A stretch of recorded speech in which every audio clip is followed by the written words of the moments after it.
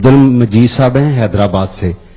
तो उन्होंने क्वेश्चन किया है कि आजकल मायूसी फैलाई जा रही है, लोग पाकिस्तान के मुस्तकबिल के बारे में परेशानी का शिकार हैं, आप इस बारे में क्या कहते हैं?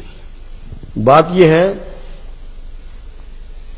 मायूसी कुफ्र है, वो किसी मसले में भी हो। और जो सबसे बरगुज़ीदा इबादत गुजार था अल्लाह का, उसका नाम अज़ाज़ील था।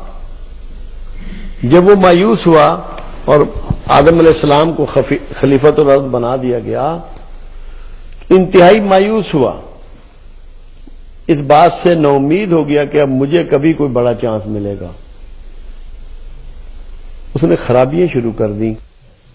रब्बुल इज़्ज़त ने उसका नाम, अज़ाज़ील का नाम, इब्लीस रख छोड़ा। इब्लीस कहते हैं इंतहाई मायूस और नामुराद को। तो अब इब्लीस का काम यह है कि लोगों में मायूसियां फैलाए, उनको नौउम्मीद करे, उनके अपने मुस्तकबिल से, उनकी औलादों के मुस्तकबिल से, उनकी उम्मत के मुस्तकबिल से, उनके मुल्क के मुस्तकबिल से। पाकिस्तान में ये काम बड़ा मुनज़्ज़म तरीके पे किया जा रहा है। इसके पीछे वो सारी ताकतें हैं जिनको पाकिस्तान का वजूद जहर लगता है, कड़वा लगता है। उनका बस नहीं चलता कि इसका वजूद खत्म कर दें, और लोग अच्छी तरह जानते हैं कि वो कुव्वतें कौन सी हैं। उसके लिए जरूरी है कि लोगों को मायूस किया जाए, क्योंकि दुनिया में जितने जराइम हैं आज तक हुए हैं, हो रहे हैं और होते रहेंगे, वो मायूस लोग करेंगे।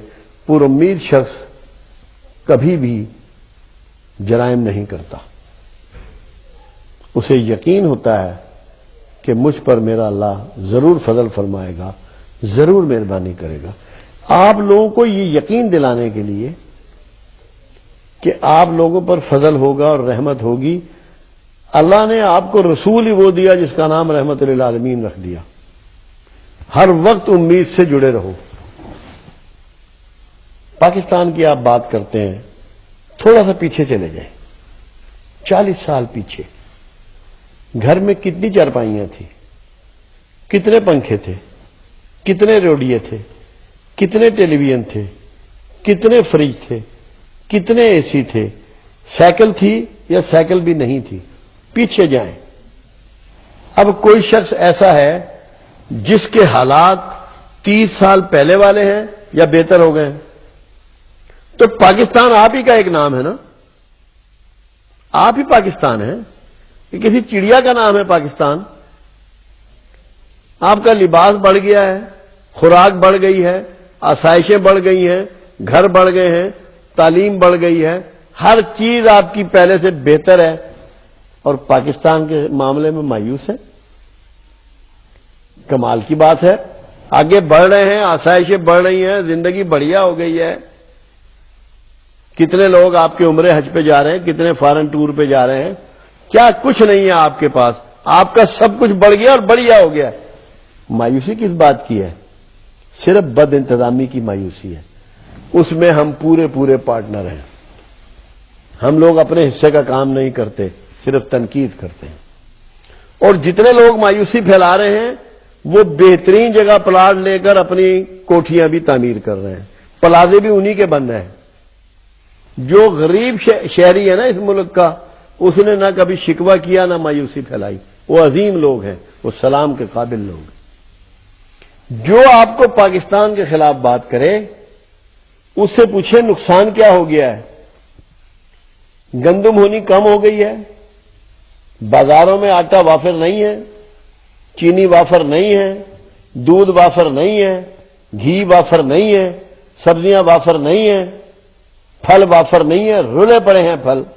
कौन सी चीज है जो आपको मुयस्सर नहीं है? मायूसी किस बात की है? और अगर कोई दुश्मन भी होगा तो आपका क्या उठा के ले जाएगा? फैक्ट्रियां उखेड़ के ले जाएगा, खेत ले जाएगा, आपके दरिया ले जाएगा, आपकी आबशारें ले जाएगा, आपके जंगल ले जाएगा, क्या ले जाएगा? कोई मायूसी की बात नहीं है। सिर्फ जरूरत इस बात की है कि हम बेहिसी छोड़ें और अपने फर्द को पहचाने कि जो अदारों की बद इंतजामी है, ट्रैफिक की बद इंतजामी है, या दीगर जितनी भी बद इंतजामियां हैं, उसको दूर करने के लिए आप यकजान हो जाएं। मैं इसको ऐसे कहा करता हूं جیسے مکڑی کا جالا بظاہر بہت مضبوط نظر آتا ہے مگر ایک کنکر کی مار ہوتا ہے، ایک کنکر سے وہ جالا ٹوٹ جاتا ہے۔ یہ جتنی کرپشن ہے، جتنی بد انتظامی ہے، انشاءاللہ اگر آپ لوگ جاگ گئے اور اپنا حق بھی پورا کیا اور اپنا فرض بھی پورا کیا اور بے حسی کو ترک کر دیا، سستی اور کاہلی کو اپنے اندر سے نکال دیا، ایک وقت ایسا آنے والا ہے جب یہ ملک امہ کو لیڈ کرے گا اللہ کے فضل سے۔ اس کے نشان ہمیں کیسے ملتے ہیں؟ دنیا میں جو سب سے بڑا سرمایہ ہے وہ کسی ملک کے نوجوان ہوتے ہیں۔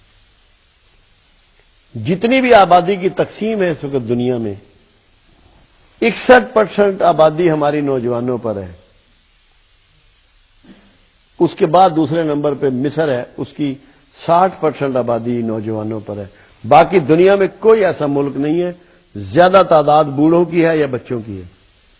اللہ کا یہ احسان عظیم ہے، اس کو آپ سمجھ لیں، یہ بہت بڑی نوید ہے اور خبر ہے، اور میں اپنے نوجوانوں سے اتنا پر امید ہوں جتنا سورج کے نکلنے سے، کہ یہ نوجوان جو آپ کو ایسی لاؤبالی سے نظر آتے ہیں، ان کے قریب ہو کے دیکھیے، ان کی سوچوں کو دیکھیے، ان کی پازیٹیوٹی کو دیکھیے، عقل حیران رہ جاتی ہے۔ کوئی ایسی بات نہیں، معاملہ صرف انتظامات کا ہے اور کچھ بھی نہیں ہے، اور انشاءاللہ اللہ کے فضل و کرم سے کوئی وجہ نہیں ہے کہ پاکستان کو کوئی نقصان پہنچے۔ اگر ہم نہ چاہیں، ہم اگر نقصان پہنچانا چاہیں تو اس کا بیڑا غرق کر سکتے ہیں۔ ہمیں جاگنا ہے، سستی، کاہلی، بے حسی کو چھوڑنا ہے، اپنے حق کو سمجھنا ہے، اپنے فرائض کو سمجھنا ہے۔ پاکستان کو انشاءاللہ کچھ نہیں ہونے والا، یہ کامیاب و کامران ہوگا۔